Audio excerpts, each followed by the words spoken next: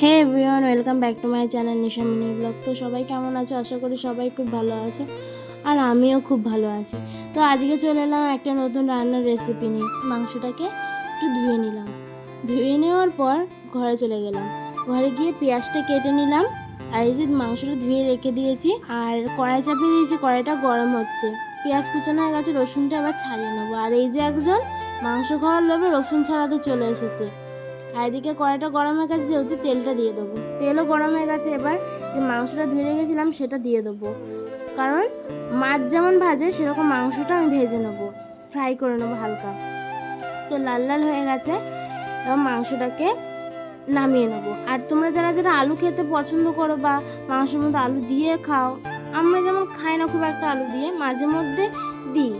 তো আজ মাংসটা মা বলে একটু আলু দে, তাই একটু আলু দিয়ে মাংসটার সাথে একটু ভেজে নিলাম হালকা, দিয়ে নামিয়ে নিলাম। আর এদিকে কড়াইয়ের মধ্যে যে মশলাটা করব সেটা হচ্ছে জিরা দিয়ে দিলাম, দিয়ে দেবো পেঁয়াজ, রসুন, পরিমাণ মতো কাঁচা লঙ্কা, 2-4টে শুকনো লঙ্কা, আর সামান্য আদা কুচি দিয়ে দেবো।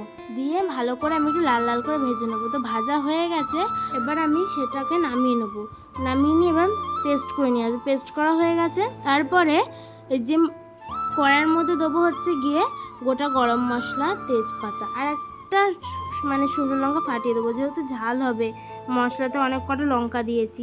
এই মশলাটা এবার দিয়ে দেবো। আর এদিকে দইটা আমি ফেটিয়ে নিয়েছি। দইটা এবার মশলাটা যখন কষানো হয়ে যাবে, হালকা হালকা তেল ছেড়ে দিয়েছে, দেখতেই পাচ্ছ। এবার দইটা দিয়ে দেবো। দইটা দিয়ে ভালো করে কষিয়ে নিয়ে ভেজে রাখা মাংসটা এবার আমি দিয়ে দেবো। মাংসটা দিয়ে ভালো করে ঢাকা দিয়ে দিয়ে কষাতে হবে। আর একদম গ্যাসটাকে লো ফ্লেমে রাখতে হবে, নাহলে মাংস কিন্তু সেদ্ধ হবে না।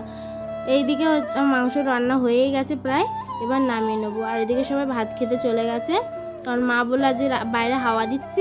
এদিকে মা ভাতও বেড়ে দিয়েছে, দিয়ে মাংসটা সবাইকে দিচ্ছে। তো রেসিপিটা তোমরাও একদিন করে খেও, ভালো লাগবে। তো আজ ভিডিওটা এইটুকু। যদি তোমাদের ভালো লেগে থাকে চ্যানেলটাকে লাইক, কমেন্ট, শেয়ার আর সাবস্ক্রাইব করে দেবে।